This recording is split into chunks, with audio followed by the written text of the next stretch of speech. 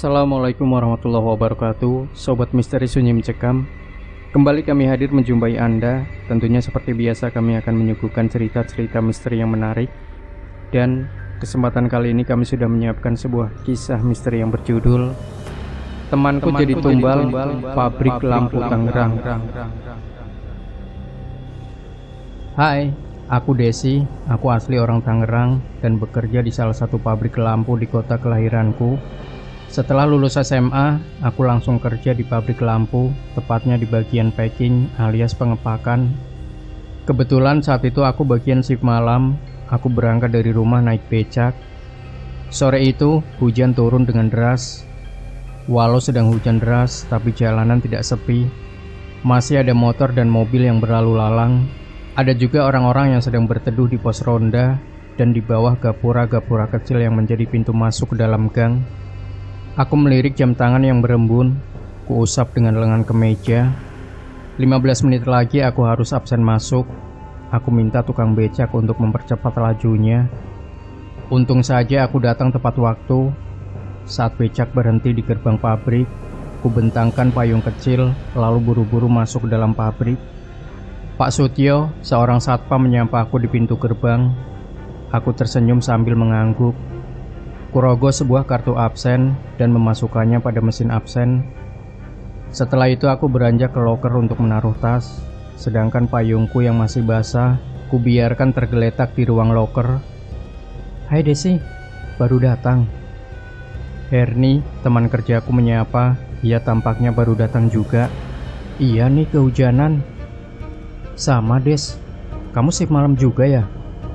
Iya Her, sudah 3 hari ini kebagian shift malam terus. Ada Desi. Surya menepuk pundakku. Apa sih pegang-pegang? Jelas saja aku marah. Maaf, gak sengaja, katanya sambil cengengesan. Surya ini suka sama aku sudah lama, tapi aku tidak peduli dengannya. Kata teman-teman di pabrik, Surya orangnya nakal dan suka main perempuan. Tanpa menyapanya balik, aku bergegas keluar dari ruang loker. Aku mempercepat langkah menuju gedung tempatku bekerja. Semua berjalan baik-baik saja.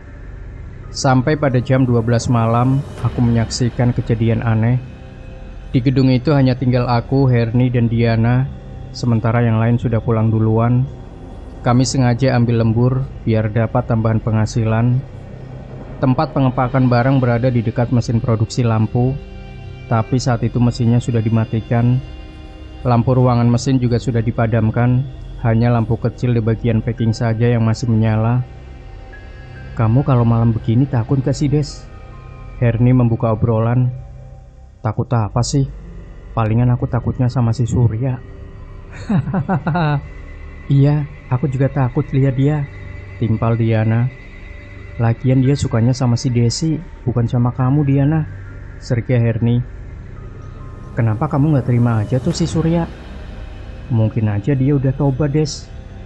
Diana menoleh ke arahku sambil sibuk memasukkan lampu ke dalam kardus. Enggak lah, dia bukan tipeku. Lagian dia suka main cewek. Iya juga sih, timpal Diana. Di tengah obrolan, tiba-tiba terdengar suara dentang besi beradu. Kami menoleh ke belakang.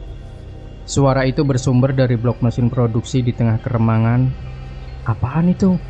Herni ketakutan. Palingan obeng jatuh, jawabku mencoba untuk menenangkan mereka.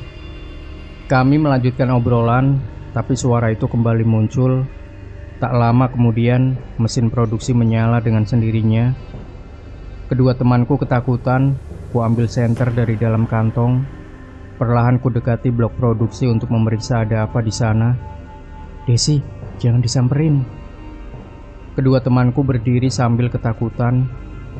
Setelah aku cek, tak ada apa-apa di blok mesin produksi. Mesin pun mati dengan sendirinya. Aku menghela nafas lega. Gak ada apa-apa kok. Mungkin mesinnya error, kataku dari kejauhan. Namun saat aku balik badan, tepat di belakang kedua temanku, berdiri sesosok kuntilanak yang sangat mengerikan. Rambutnya panjang menjuntai, wajahnya sedikit menunduk. Meski tertutup rambutnya yang kusut, tapi ia begitu menakutkan. Senter yang kupegang jatuh seketika gelap. Aku berteriak sambil menunjuk ke belakang mereka berdua. Herni dan Diana berhambur menghampiriku. Mereka sangat ketakutan. Sementara kuntilanak itu masih berdiri di blok pengepakan. Astagfirullah. Herni memelukku ketakutan.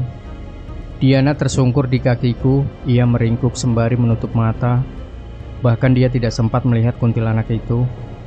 Ayo keluar, ajakku kepada mereka. Nggak mau, takut Des. Iya Des, itu apaan sih? Tambah Diana yang masih tersungkur. Aku menarik tangan Diana dan Herni. Aku menuntun mereka pelan-pelan ke pintu belakang. Selama aku bekerja, baru kali itu ada penampakan seperti itu. Pabrik tempatku bekerja memang di samping kuburan. Bahkan kata Pak Sutyo, lahan pabrik ini pun dulunya bekas kuburan. Setelah kejadian itu, Herni dan Diana tidak masuk kerja selama 3 hari. Katanya mereka sakit. Kalau aku sih tidak terlalu memikirkan penampakan itu. Bahkan sehari setelah kejadian, aku langsung masuk kerja lagi. Namun ada sebuah larangan aneh di pabrik tempatku kerja. Semua karyawan dilarang menyentuh sebuah tugu yang mirip batu nisan. Kebetulan tugu itu berada di gedung packing. Tidak ada seorang pun yang berani menyentuhnya. Kata karyawan lama, dulu pernah ada yang tidak sengaja menyentuh tugu. Yang terjadi setelahnya sangat tragis. Jempol si penyentuh itu terkena mesin blowing kaca hingga putus. Sehari setelah kejadian itu ia mati secara misterius di dalam pabrik. Dokter bilang akibat serangan jantung. Tapi para karyawan yakin kalau ia mati karena kualat tugu keramat. Sebenarnya pihak pabrik sudah mencoba untuk memusnahkan tugu itu, tapi tugu itu susah dicabut atau dihancurkan. Ia seolah telah mengakar ke dalam tanah. Akhirnya pihak pabrik membiarkannya tetap berada di sana.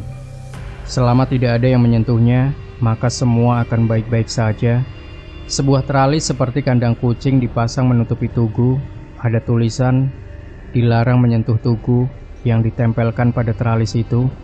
Herni dan Diana kembali bekerja. Sebenarnya mereka masih trauma dengan penampakan itu. Terlebih si Herni yang sempat melihat langsung kuntilanak. Sambil sibuk memasukkan lampu ke dalam kardus, aku terus meyakinkan mereka agar jangan terlalu takut pada hal-hal gaib. Des, itu siapa? Tanya Herni sambil menunjuk ke meja baris kedua. Oh, namanya Mona, karyawan baru, jawabku. Ih, penampilannya minor banget. Lihat deh. Herni nyinyir. Iya mau kerja kayak mau melacur gitu. Tambah Diana.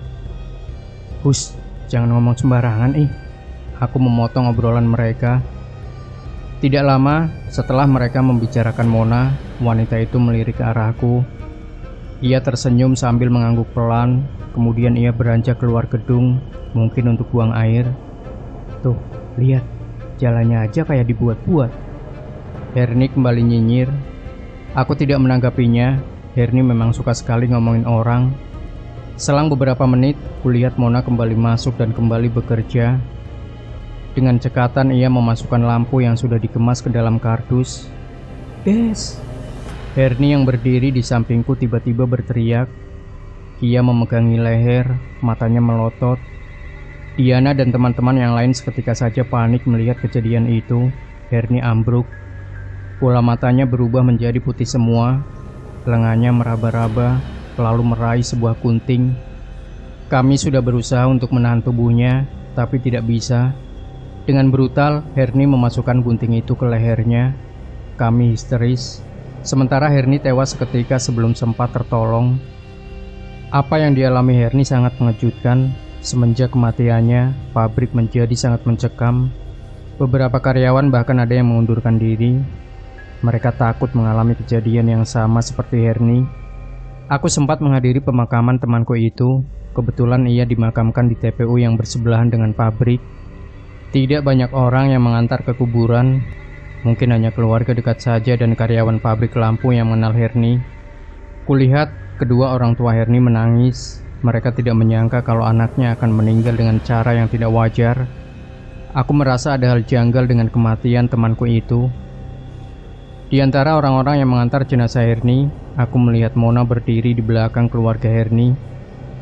Dia mengenakan pakaian serba hitam dan kacamata hitam. Setauku, Herni tidak mengenal Mona. Tapi, kenapa dia begitu simpati pada Herni? Selesai pemakaman, semua orang bubar. Aku buru-buru menghampiri Mona. "Hai Mona," sapaku sambil menyetarakan langkah. "Oh, hai, kamu." Ia seperti sedang mengingat-ingat namaku. "Desi, aku Desi. Satu bagian sama kamu. Aku juga kerja di bagian packing." "Oh, iya ya, aku ingat." Ia memperlambat langkahnya. "Kamu asalnya dari mana?" tanyaku. "Aku dari Kalimantan, Des. Kalau kamu?" "Aku asli Tangerang." "Oh ya, terima kasih udah mau datang ke pemakaman temanku," kataku basa-basi. "Aku turut berduka, Des. Semoga Herni tenang di alam sana." "Amin. Ngomong-ngomong, kamu tinggal di mana?" "Aku ngontrak di dekat sini." "Kapan-kapan main saja ke kontrakanku, Des." "Boleh, nanti lain waktu ya." "Aku sebenarnya bisa menebak sebab kematian Herni," ujarnya sambil terus melangkah santai. Aku terkejut, lalu menghentikan langkah. "Maksudmu?" "Menurutku dia jadi tumbal pabrik, Des."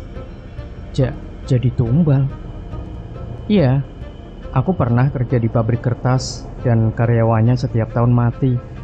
Ternyata dijadikan tumbal agar pabriknya tetap sejahtera dan tidak diganggu makhluk gaib." Aku mengangguk antara percaya dan tidak. Tapi itu hanya dugaanku saja sih. Kami akhirnya sampai di gerbang pemakaman. "Mau main ke kontrakanku?" tanya Mona. "Oh enggak, lain kali saja Mona." Kami berpisah di gerbang pemakaman. Mona terus jalan kaki ke arah barat, sedangkan aku menunggu becak yang lewat. Saat sedang memperhatikan langkah Mona, seseorang menepuk pundakku. "Desi." Ternyata Surya. Di sampingnya ada Diana. Aku tahu barusan mereka juga ikut mengantar pemakaman Herni. Kalian turut berduka ya, Des," kata Surya. "Iya, kita doakan saja semoga Herni tenang di alam sana," timpalku. "Perasaan baru kemarin ya kita bercanda bareng Herni," kata Diana. "Iya, ajal memang gak ada yang tahu nah." "Oh ya, kamu shift apa hari ini?" tanya Diana. "Oh, aku malam nah." "Sama, nanti kita ketemu di pabrik ya." Diana beranjak pergi, tinggal aku dan Surya. Untung saja becak segera datang. Tanpa basa-basi lagi aku pamit ke Surya. Ia berdiri di depan gerbang kuburan sambil memperhatikan becak yang kutumpangi menjauh. Malamnya aku masuk kerja jam 7 malam bersama Diana dan teman-teman lainnya. Kami menyetelkan radio yang sedang menyiarkan lagu Ratih Purwasih, Antara Benci dan Rindu. Kebetulan itu lagu kesukaanku. Suasana semakin tenang saat hujan tiba-tiba saja turun dengan deras. Diana membesarkan volume radio, ternyata ia juga menyukai lagu itu. Saat sedang sibuk memasukkan lampu ke dalam kardus, ekor mataku menangkap sekelebat bayangan yang selepas melintas di belakangku. Ku kecilkan volume radio. Diana dan teman-teman yang lain menoleh ke arahku. Mereka terlihat mulai ketakutan. "Ada apa, Des?" "Tadi kayak ada yang lewat di belakang." "Ah, jangan gitu, Des. Takut nih," kata Rara. "Mungkin aku salah lihat." Aku tidak mau memperkeruh suasana. Ku besarkan kembali volume radio. Tidak lama berselang, terdengar suara menggema dari langit-langit gedung. Jelas itu suara Herni. "Tolong aku!" teriak Herni. Suara itu sangat menakutkan. Kami berhambur keluar gedung untuk memanggil satpam. Saat dicek, suara itu tidak terdengar lagi. Hanya sekali teriakan. Jelas sekali itu suara Herni. Dia meminta tolong. Ada apa ini? Apakah arwah Herni masih gentayangan? Apa yang terjadi keesokan paginya benar-benar membuatku terkejut. Banyak orang berkumpul di kuburan Herni. Kuburan temanku itu ada yang membongkar dan mayatnya raib entah kemana. Kedua orang tua Herni histeris melihat kejadian itu. Mereka mencari habis-habisan pengelola makam yang lalai menjaga kuburan Herni. Di pemakaman itu memang pernah terjadi pencurian mayat. Kata orang-orang motifnya untuk ilmu hitam. 1 minggu berlalu, kasus pencurian jenazah Herni belum juga terkuak. Sampai saat ini liang lahatnya masih dilingkari garis polisi. Belum ada satupun petunjuk untuk kasus ini. Semenjak kejadian itu, penjagaan di TPU semakin ketat. Warga bergantian ronda di sana. Aku dan teman-teman yang lain masih membicarakan jenazah Herni yang dicuri. Kami duduk di meja kantin untuk makan malam. Kebetulan aku, Diana, dan Surya sedang lembur. Kami masuk kerja jam 7 malam sampai jam 7 pagi. Kantin pabrik lumayan luas, bisa muat 200 karyawan. Semua makanan di sini juga gratis. Karyawan bebas memilih makanan apapun yang mereka mau. Tapi terkadang aku membawa makanan sendiri dari rumah, karena bagiku makanan di pabrik kurang enak. Aku menoleh ke kanan, di sana ada Mona yang sedang duduk sendirian menikmati makanannya. Aku masih penasaran dengan wanita itu, bukan karena penampilannya yang selalu menor dan seksi, tapi aku curiga kalau kematian Herni ada kaitannya dengan Mona. Soalnya Herni kesurupan tepat setelah menghina Mona. Ada si Mona tuh. Diana ternyata menyadari juga kalau ada Mona. Cantik ya dia, timpal Surya. Dasar buaya, ledek Diana. Aku jijik sama penampilannya. Lihat deh, celananya ketat banget. Bawahan bajunya diikat sampai kelihatan udelnya. Udah kayak mau ke diskotik aja, kata Diana sambil memperhatikan Mona. Diana, kamu jangan sembarangin ngatain dia. Kamu masih ingat gak kalau Herni mati tepat setelah ngatain si Mona? Aduh, bener juga. Gimana nih? Aku takut. Diana meletakkan sendoknya, wajahnya mengkerut ketakutan. Tiba-tiba Mona menoleh ke arah kami lalu tersenyum sambil melambaikan tangan. Kami balas mengangguk. Aku mengajaknya untuk bergabung dengan kami. Sini Mona, ajakku dari kejauhan. Dia mendekat membawa makanannya. Gaya berjalannya memang seperti dibuat-buat, sudah macam model papan atas. Ia duduk di sampingku. Diana sangat ketakutan melihat Mona. Aku tahu Diana berusaha untuk bersikap tenang. Aku ikut nimbrung ya. Parfum Mona seketika tercium sangat menyengat. Iya, silakan Mona. Aku dan Surya kompak menyambutnya. Ternyata kalian juga lembur ya. Aku tahu Mona hanya berbahasa basi. Iya Mon, timpal Diana. Suasana menjadi canggung. Yang aktif mengobrol hanya Surya. Aku sesekali menimpali saja. Diana hanya mengangguk tanpa ikut mengobrol. Aku tahu dia masih ketakutan. Kami tidak berlama-lama. Setelah selesai makan, kami langsung kembali bekerja. Sekitar jam 2 dini hari, aku masih sibuk bekerja. Radio dinyalakan dengan volume besar, menyiarkan lagu Ari Wibowo Madu dan Racun. Para karyawan sesekali menari-nari kecil untuk mengusir kantuk. Aku ke toilet dulu ya, kebelet pipis nih, pinta Diana. Oh iya nah. Aku menoleh padanya sambil tersenyum. Tanganku sibuk memasukkan lampu ke dalam kardus. Sampai jam 3 dini hari, Diana tidak kunjung kembali. Aku khawatir dan buru-buru menyusulnya ke toilet. Ada 3 pintu toilet di sana, dan salah satunya terkunci rapat. Di lantai ada genangan darah. Aku panik. Ku gedor pintu toilet itu sambil memanggil namanya. Ku coba dobrak pintunya, tapi tidak bisa. Segera aku lari ke pos satpam. Pak Sutio dan 3 rekannya segera berlari ke toilet wanita. Mereka dengan sekuat tenaga mendobrak toilet itu. Ketika pintu berhasil didobrak, aku berteriak sambil menangis melihat Diana terkapar tidak bernyawa. Ada luka di bagian leher, seperti ada yang menggoroknya. Sebuah golok tergeletak di samping kloset, memberi kesan kalau Diana bunuh diri. Namun aku tahu betul sifat temanku itu. Tidak mungkin dia berani bunuh diri. Ini pasti pembunuhan. Jenazah Diana dibawa ke kampung. Pihak keluarga ingin menguburkannya di kampung halaman. Kasus ditutup begitu saja dengan dugaan kalau Diana bunuh diri. Tapi aku yakin sekali kalau Diana mati dibunuh. Anehnya lagi, orang-orang pabrik malah menduga kalau Diana kualat tugu keramat. Persetan dengan tugu itu, 2 temanku sudah mati. Aku harus menyelidiki siapa dalang di balik semua ini. Desi, aku baru mau pulang setelah seharian bekerja. Tiba-tiba Surya menyapa aku dari belakang. Iya Surya. Des, kamu besok libur kan? Aku diam sejenak. Dari mana dia tahu jadwal kerjaku? Iya libur. Kok tahu ya? Oh, aku tadi nanya ke Pak Yogi, atasan kamu. Ada apa ya Surya? Jadi gini Des, kebetulan besok di Jati ada pasar malam. Aku mau ajak kamu ke pasar malam, mau ya? Pasar malam ya? Gimana ya? Ayolah, nanti kita sambil ngobrolin kasus kematian Diana. Baiklah, apa salahnya menerima ajakan Surya? Aku pun mengangguk. Ini ajakan pertamanya yang aku terima. Entah sudah berapa ratus kali dia mengajakku jalan-jalan dan selalu kutolak. Jemput ya, kataku sambil tersenyum. Siap komandan. Surya malah hormat. Aku tertawa melihatnya. Keesokan malamnya, aku mematuk diri di depan cermin, menjajal satu persatu pakaian yang menurutku bagus. Entah kenapa aku merasa ingin tampil semaksimal mungkin di hadapan Surya nanti malam. Pilihanku jatuh pada baju kaos putih bergambar wajah Marilyn Monroe.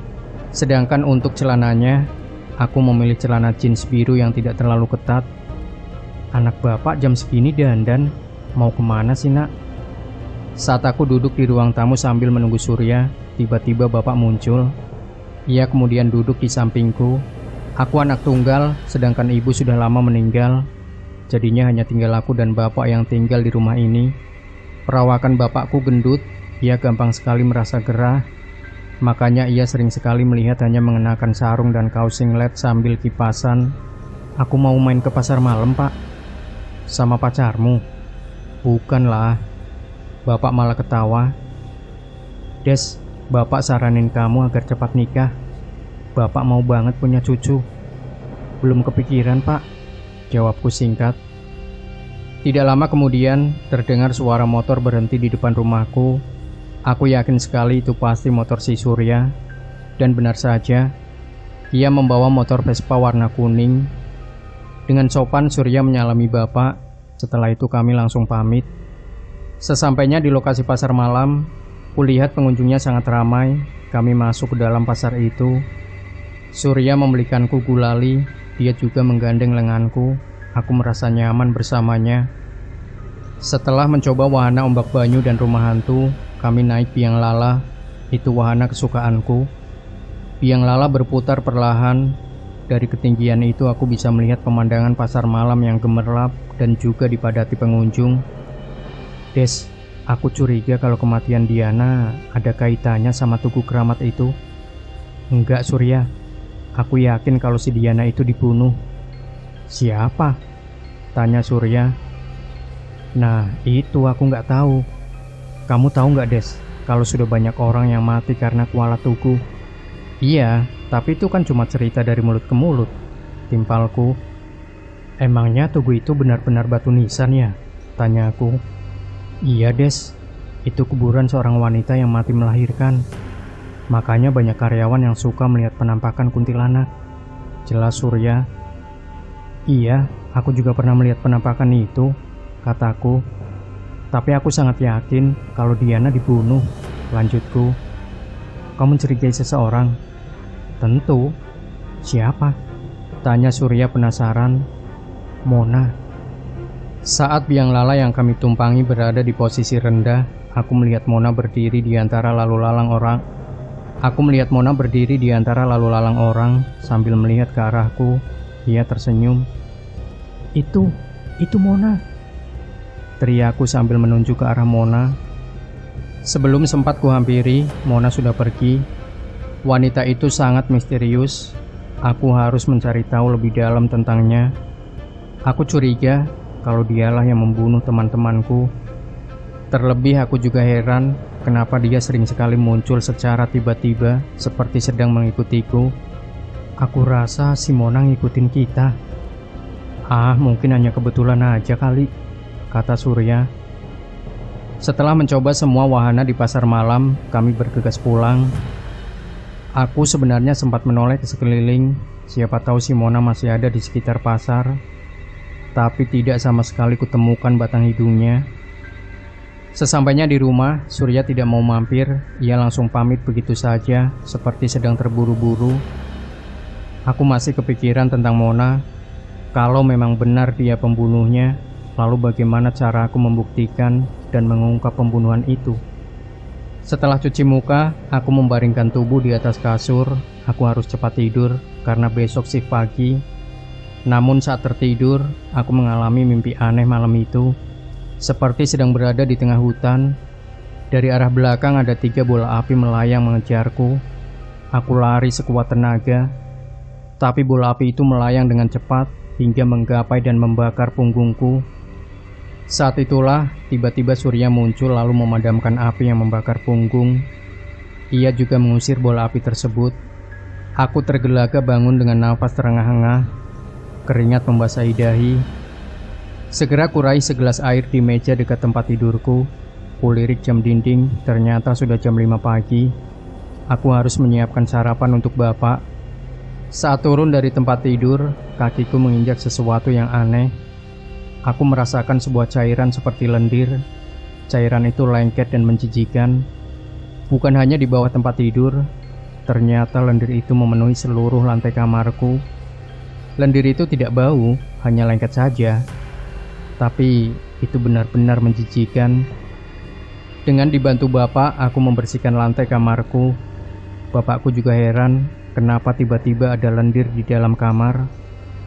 Aku tiba di pabrik tepat waktu. Terlihat Mona sudah sibuk mengepak lampu ke dalam kardus. Nanti pas jam makan siang akan kuhampiri dia untuk menanyakan perihal semalam. Kali ini aku akan lebih hati-hati saat berbicara dengannya. Dari tadi aku belum melihat Surya. Apa dia berbeda shift denganku hari ini? Tapi apa peduliku. Entah kenapa semakin lama aku semakin nyaman bersama si Surya. Mungkin kali ini dia berhasil meluluhkan hatiku. Pengumuman bagi semua karyawan di gedung produksi, harap menghentikan aktivitasnya terlebih dahulu. Pihak pabrik akan mengadakan ritual sajenan demi kelancaran operasional pabrik. Pengumuman itu terdengar dari pengeras suara yang terpasang di sudut-sudut gedung. Semua karyawan seketika menghentikan aktivitasnya. Segerombolan orang berpakaian hitam muncul dari luar. Mereka membawa nasi tumpeng, buah-buahan, ayam cemani, dan sajenan lainnya. Mereka meletakkan sajenan itu di depan tugu keramat. 2 orang wanita menari-nari seperti sedang melakukan tarian ritual yang aneh. 2 dukun membaca mantra dengan sangat keras, sedangkan yang lain hanya duduk sila menghadap tugu. Ngusir setan kok pakai tarian, aneh banget. Bisik Ulfa di telingaku. Dia teman satu shift denganku hari ini. Iya, dukun palsu kali. Masa mau ritual aja rame-rame gitu? Udah kayak mau ngantri sembako. Aku tidak percaya dengan kesaktian dukun-dukun itu. Jangan-jangan mereka satu keluarga. Ulfa tertawa kecil. Mungkin saja iya. Tapi aku gak habis pikir. Kenapa yang punya pabrik percaya sama dukun? Kulirikan suaraku. Mungkin karena udah ada 2 karyawan mati tiba-tiba. Makanya mereka minta tolong sama dukun. Jelas Ulfa. Bisa jadi sih. Setelah selesai menari-nari dan membaca mantra, mereka keluar dari gedung. Terlihat sangat aneh dan konyol, pikirku. Seperti yang sudah kurencanakan, aku menghampiri Mona saat jam makan siang di kantin pabrik. Dia sedang duduk bersama seorang lelaki, tapi aku tidak kenal lelaki itu. Yang jelas, dia adalah karyawan pabrik juga. Hai, boleh aku gabung? Aku meletakkan botol minum dan wadah makanan di meja mereka. Oh, hai Desi, silakan, gabung aja sini. Mona dengan ramah mempersilahkanku. Kantin pabrik sedang ramai sekali, sehingga dapat terdengar gemuruh para karyawan yang sedang makan siang sambil mengobrol. Awalnya aku hanya berbasa-basi mengobrol dengan mereka berdua tentang hal-hal sepele. Namun, sebelum menyelesaikan makan siang, aku masuk ke inti pembicaraan. Oh ya, semalam aku sempat lihat kamu di pasar malam. Itu beneran kamu bukan sih? Oh iya, semalam aku jalan sama pacarku ke pasar malam. Dan gak sengaja lihat kamu naik biang lala. Pacarmu? Iya, aku pacarnya Mona. Lelaki di sampingku menyela obrolan. Oh iya ya, kukira kamu ngikutin aku. Maksudnya gimana? Mona tersenyum sambil mengerutkan dahi. Lupakan, jangan dibahas lagi. Aku nyengir malu. 2 hari kemudian aku kembali mendengar kabar buruk. kalau kuburan Diana ada yang membongkar, mayatnya juga hilang. Lagi-lagi pencurian mayat terjadi. Ini aneh sekali. Setiap temanku mati, pasti mayatnya dicuri. Ada apa sebenarnya dengan mereka? Sepulang kerja, aku sengaja duduk di pangkalan ojek dekat pabrik untuk menunggu Mona. Tidak lama berselang, dia keluar dari gerbang pabrik. Dia tidak diantar pacarnya. Mungkin saja pacarnya sudah berbeda shift. Bukannya langsung pergi, ia malah berdiri di pinggir jalan raya seperti sedang menunggu angkot lewat. Aneh, mau kemana dia? Bukankah kontrakannya dekat dengan pabrik? Aku segera meminta salah satu ojek agar bersiap mengantarku. Para tukang ojek itu sempat rebutan penumpang. Aku berdecak kesal dan memilih salah satu dari mereka yang punya kaca helm gelap agar bisa menutupi wajahku. Mona naik angkot nomor 06. Jelas itu jurusan Jati Ubung. Ojek yang kutumpangi berangkat membuntuti angkot tersebut. Tepat di pertigaan Mona turun, ia menyeberang jalan lalu kembali menunggu angkot. Dari kejauhan aku terus memperhatikannya. Beberapa angkot yang melintas di hadapannya ia lewatkan begitu saja. Baru ketika datang sebuah angkot jurusan Balaraja muncul, ia melambaikan tangan. "Pak, ikuti angkot itu," pintaku dengan tergesa-gesa. "Siap, Neng." Tidak sampai Balaraja, Mona sudah turun di depan sebuah pabrik hebel. Anehnya, pabrik itu terlihat sudah terbengkalai. Cat gerbang utamanya pudar dan berkarat. Tanaman liar rimbun dan ada juga yang merambat di gerbang. Papan besi yang bertuliskan nama perusahaan juga sangat usang dan berkarat. Tampaknya pabrik itu sudah tidak lagi berpenghuni. Tanpa menoleh ke sekitar, Mona berjalan ke arah pabrik hebel. Dia masuk melalui celah gerbang yang menganga seperti bekas dirusak seseorang. Buru-buru aku turun dari ojek. Sialnya, tukang ojek itu malah minta bayaran yang tidak masuk akal dengan jarak sedekat ini. Aku tidak mau berdebat lama, lalu membayar sesuai yang diminta. Segera aku bergegas masuk ke dalam pabrik melalui celah gerbang seperti yang dilakukan Mona. Saat berhasil masuk ke halaman pabrik, kulihat rumput liar tumbuh dengan subur setinggi 1 meter. Ada jalan setapak yang mengarah ke halaman belakangnya. Aku melangkah perlahan mengikuti jalan setapak itu. Sesampainya di halaman belakang pabrik, kulihat Mona seperti sedang mencari sesuatu di antara semak-semak. Aku bersembunyi di balik tembok, mengintipnya dari kejauhan. Mona menginjak-injak permukaan tanah. Entah apa yang sedang Mona lakukan, seolah menemukan lokasi harta karun. Mona buru-buru mencari benda yang bisa digunakan untuk menggali tanah. Ia menemukan sebuah skop tua yang tergeletak tidak jauh dari tempatnya berdiri. Aku terus mengintipnya. Ia menggali tanah itu dengan sekuat tenaga. Selang beberapa menit, ia menutup hidungnya dengan kerah baju. Matanya menyipit, mungkin saja ia menemukan sesuatu yang menjijikan. Dari dalam tasnya, Mona mengeluarkan sarung tangan plastik. Dan betapa terkejutnya aku saat Mona mengangkat sebuah mayat dari dalam tanah itu. Itu mayat perempuan. Aku mengenali wajahnya meski sudah sedikit rusak. Jelas sekali itu Herni. Belum sempat aku menghampiri Mona, terdengar suara segerombolan lelaki mendekat. Aku panik.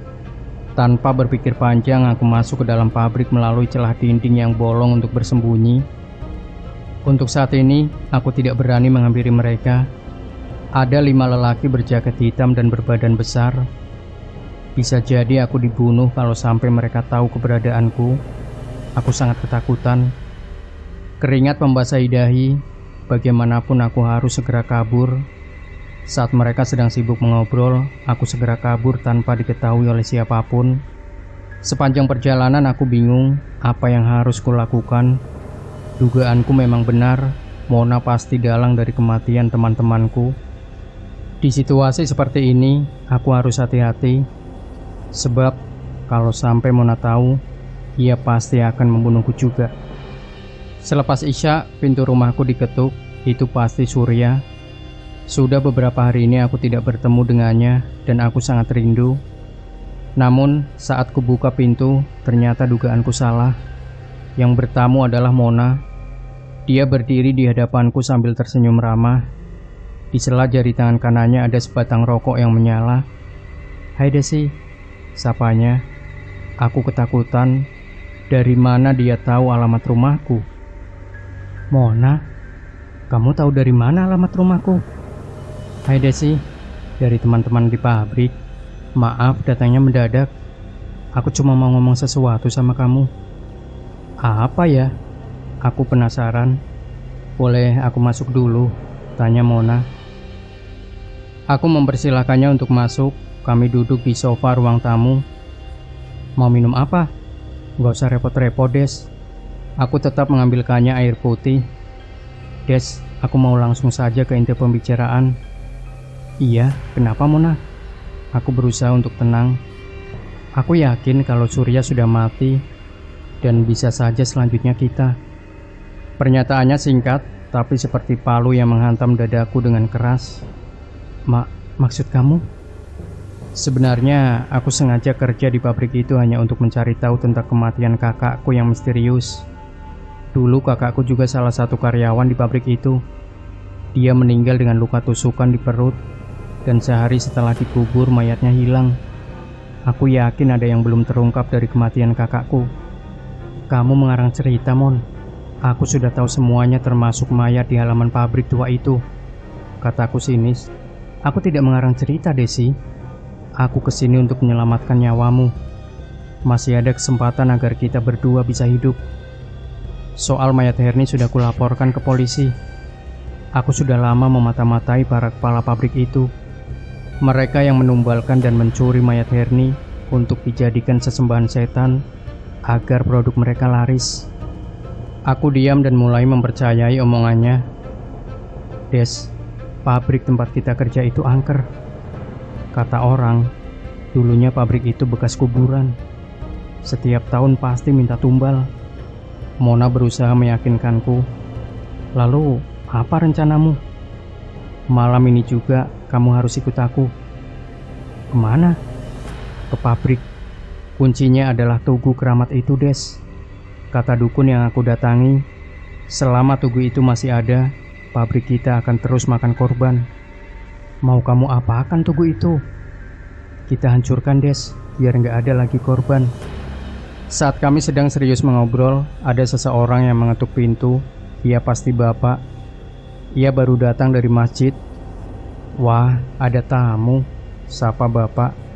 Iya pak, saya Mona, temannya Desi. Kok air putih minumnya? Di dapur ada sirup kan, Des? Bapak menatapku. Oh, nggak apa-apa pak, saya yang minta air putih kok. Sebelum aku menjawab bapak, Mona sudah menyela terlebih dahulu. Ya sudah, kalau begitu lanjutkan saja obrolannya ya. Bapak beranjak ke kamar. Desi, kamu masih mau hidup kan? Bisik Mona. Aku mengangguk. Percaya sama aku, ikut aku sekarang. Ini soal nyawa kita dan nyawa para karyawan di pabrik. Jangan sampai ada korban lagi. Akhirnya aku percaya pada Mona. Aku pamit ke bapak dengan alasan pergi main ke kontrakan Mona. Kami naik becak menuju pabrik. Kebetulan saat itu adalah tanggal merah. Pabrik sedang libur produksi karena belum ada pesanan yang mendesak. Jadinya tidak ada karyawan yang dilemburkan. Kami berdua dengan mudah masuk ke dalam pabrik dengan alasan ingin mengambil barang yang tertinggal. Pak Satpam tidak curiga sedikit pun. Ia mempersilahkan kami masuk. Gedung produksi gelap. Mona menyalakan lampu di blok packing. Gimana cara kita memusnahkan tubuhnya? Tanya aku. Belum sempat aku menoleh ke Mona yang sedang berdiri di belakangku. Tiba-tiba sebuah benda keras menghantam kepalaku. Aku terkapar tidak berdaya dengan darah tercecer di lantai. Sebelum tidak sadarkan diri, kulihat Mona tersenyum sambil memegang sebuah martil. Tubuhku diseret, pandanganku perlahan kabur. Entah apa yang terjadi selanjutnya, kulihat tubuhku terbaring tidak berdaya. Tempurung kepalaku pecah. Darah kental berwarna merah kehitaman membasahi wajah. Aku menangis melihat tubuhku sendiri yang mati mengenaskan. Mona dengan sadis menyayat dadaku dan mengeluarkan organ jantung. Sudah, Non. Aku terkejut melihat Pak Sutyo muncul dari pintu gedung. Ia menyorotkan sebuah senter ke arahku. Sudah kubunuh, Pak.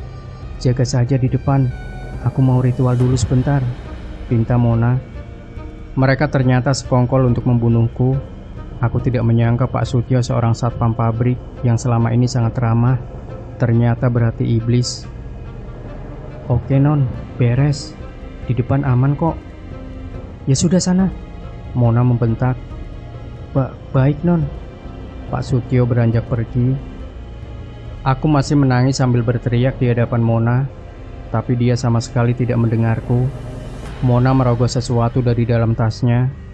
Itu butiran kemenyan, lalu ia membakarnya. Setelah selesai, Mona memasukkan jasadku ke dalam sebuah kantong plastik besar berwarna hitam yang biasa digunakan untuk membungkus kardus lampu. Ujung plastiknya ia ikat dengan tali rafia. Lantai yang penuh dengan bercak darah ia bersihkan. Setelah selesai, ia menyemprotkan permukaan lantai dengan parfum agar tidak tercium bau amis. "Jasadku mau dibawa kemana, Mona?" Aku berteriak. Mona menyeret plastik itu sekuat tenaga.